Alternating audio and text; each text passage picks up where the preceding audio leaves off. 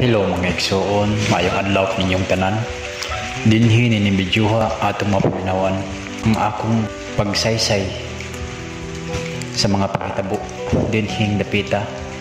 Kaya ako nakapamatuod man kayo din yung mga butanga o angaylan yung mahibawan nga ang tanan nga nahitabo dinhing dapita matuod gayod.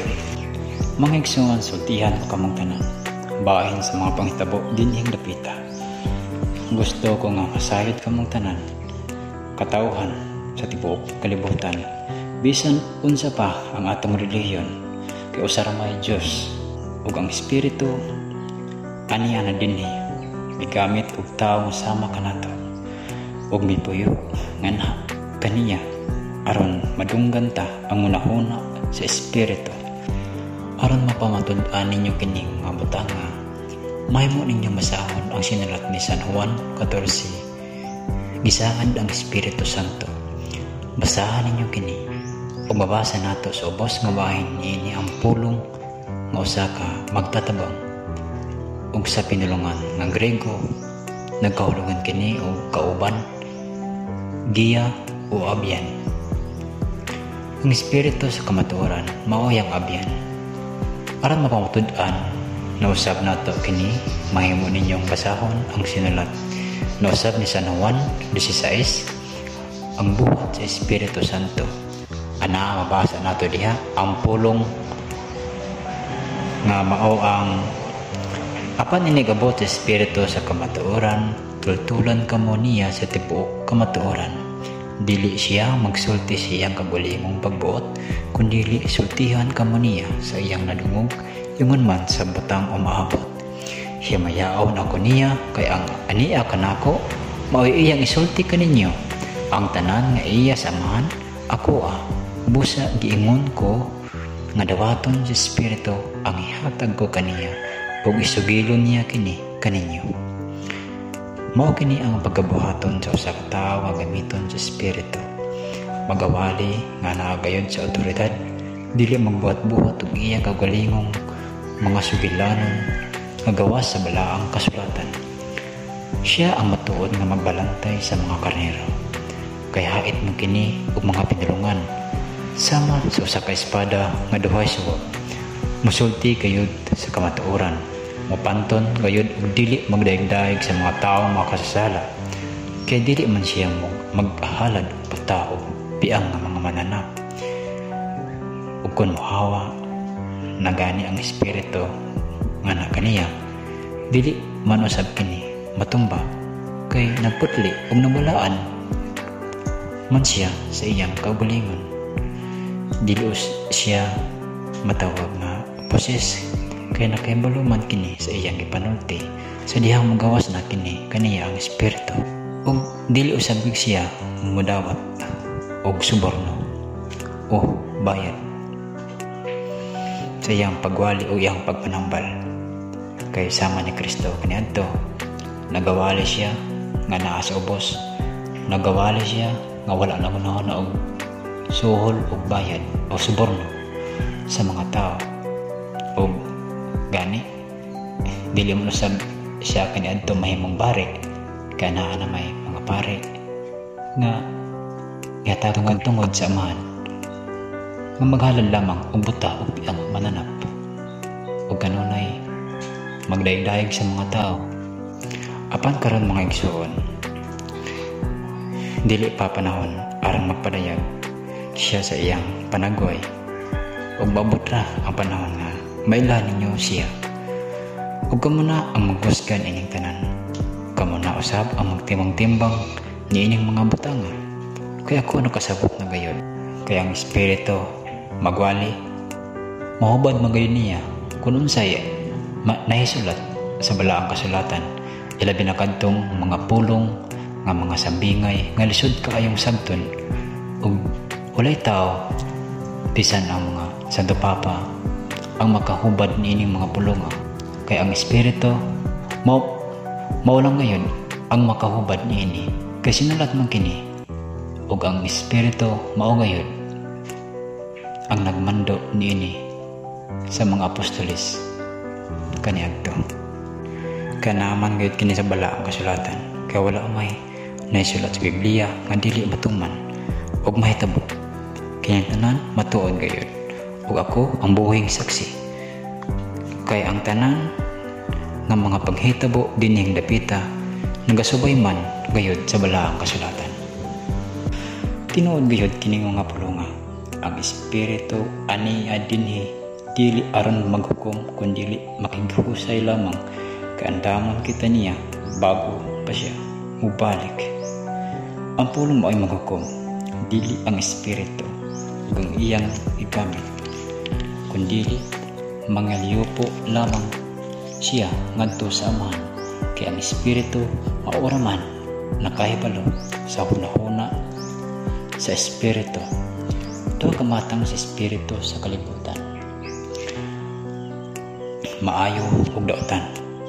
Busa ilha ninyo ang espiritu kung ang gigamit sa maong espiritu, mapabsanon, mapasiluon ug mahigugmaon, maalagaron ug maluluyon. Buot pasabot ang espiritu sa maayo ang migamit nga naa kaniya. Apan kon ang gigamit sa maong espiritu usa ka palahubog, bakakon, tiglibak, himantayon, palaaway, mapahitason ug hakog sa iyang kagalingon, huwad kana nga espiritu ang anaa migamit kaniya. Ang gamiton sa maayo nga espiritu kinahanglan taas kini og kasinatian sa pagpanudlo og pag-alagad, balaan og sinultihan og binuhatan, nag-alagad nga wala nagunahuna og suhol og bayad, maampuon og maantigong mudumala sa iyang kagalingong panimalay, labaw sa tanan, mabiya siyang tawhanon og kalibutanhon nga pagkinabuhi, ug mapiya sa iyang kalibutanhon na kailibgon. Kaya ang kalibutan karon dili na iya sa Dios kundi iya na kini sa kalibutan, iya na kini sa dautan. Pamanandong kamo sa dagan sa kalibutan, iya pa ba kini sa Dios? Nga mga tao karon mas dautan pa kay kaniadto, bisan ang mga kabataan karon supil na kaayo sa ilang ginikanan, wala na'y pagtahod. Mga igsoon, ako nagsinati ngayon ini mga butanga. Ako usab kaniadto butas sa kamatuoran, nagmasakiton sa lawas nun ug sa espirituhanon. Apan sa dihang kanunay akong naminaw, namati sa pagpanudlo sa espiritu gamit ang tao nga sama kanato nga naa sa labing ubos. Nasabton ko ang tanan nga kaniadto dako day kaya ako salap atubangan sa Dios. Nagpakaron-ingon ug nagpa-Diyos ako atubangan kaniya. Tuod man karon maaya ko sa akong sakit, dili lang sa lawas nun kundi sa espirituhanon usab. Ug karon di paningkamutan ko ang pagsunod sa kababutuan sa Dios. Ang espiritu nanudlo nga naa gayud sa otoridad, nambal sa mga masakiton, ka adunay sakit nga adunay kaayuhan ug adunay usab sakit nga mosampot sa kamatayon. Ug tambalan ang espirituhanon pinagig pagsulti sa kamatuoran nga naa gayud sa balaang kasulatan. Dining napita daghan ang gipakita sa espiritu gamit ang tao nga iyang gigamit, ug mareflect lamang kini ngadto kaniya ang panaghoy ni Jesus ug samahan. Ug ang samahan kahayag lamang ang makita sa mga tao nga na kaniya. Apan ako wala gipakita sa espiritu, kaya naman sa balaang kasulatan nga bulahan kadtong mituo nga wala nakakita, kaysa nakakita nga dili pagayod buto ug nagduwa-duwa pagayod sa iyang nakita. Mao na kana ay kaduhang pakigusay. Ug kay ako nito man sa labing ubos nga nakakita sa maraw sa bako nga nakakita ngadto kaniya. Mga igsoon, si Jesus ang Pangulong Pari, og ang espiritu aniya nadiri sa kalibutan, dili no sab mahimong pare ang iyang gigamit, kaya na may mga nino sa tinuod nga pare nga magharad lamang og buta og biang nga mananap sama kaniadto sa dihang ana pa si Jesus sa kalibutan. Si Juan nga magbubunyag ang naguna aron andamon ang agianan ni Jesus. Kung sa daktod nga pagigsulti mausab karon adunay tao ang gipauna gamit lang sa espiritu aron andamon sa katapusan niyang pagbalik sa kalibutan. Din dala ang iyang lawas nga sinupnay sa panganod kay siya man ang gihatagag katungod sa man aron maghukom. Apan ang pulong man mo'y maghukom kanato ug ang napili sa anak pagapilion pag kinasamahan pusa matarong gayud ang hukom samahan halay kanato. Mga igsoon aniya pa kita'y paglaom samtang buhi pagitas kay dili man malipay si Jesus sa taong daotan nga patsyon sanglit malipay kini kung mabalik kadto kaniya. Busa gamita ang panahon aron mabalik ngadto kaniya. Kay buluhanan ang matagtak na ang usa ka sulugon kun nakahibalo pa kini nga sa takna nga mabalik ang inyang agalon magtukaw gayud kini mausab karon si Jesus mubalik siya sama sa usa ka kawatan. Busa magmaigmat kita kanunay busa dili na kita magligoy-ligoy karon na ang panahon sa pagbago. Ug kamong mga pare o mga pastor isulti na ninyo ang kamatuoran kay ang espiritu sa kamatuoran aniya na nangita na sa iyang mga karnero. Kamo ang gitahasan o gihatagan katungod sa man nga mayamong magbalantay sa mga karnero o buot na gani sa espiritu nga makigsulti na kini kaninyo dili aron maghukom kaninyo kundi lang makigusay lamang kay panahon na karon sa pagputli sa kaugalingon. Ang tanang tinago sa balaang kasulatan nabutyag na ug gihubad na gayud sa espiritu nga kaniadto ipasilihan pa sa Dios kay Daniel.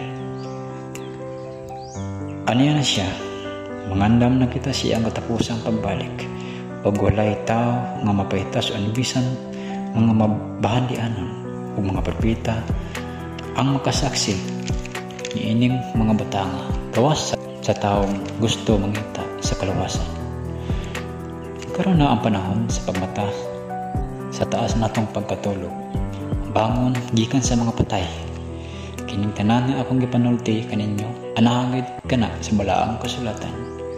Okay wala man ako magbuhat-buhat sa kagalingon kong mga sugilanon gawas sa balaang kasulatan. Mga igsoon hangyoon ko kamo nga tabangi ako ninyo nga makailap kining maayong balita ngadto sa uban kay alang man kini sa katawhan sa tibuok kalibutan.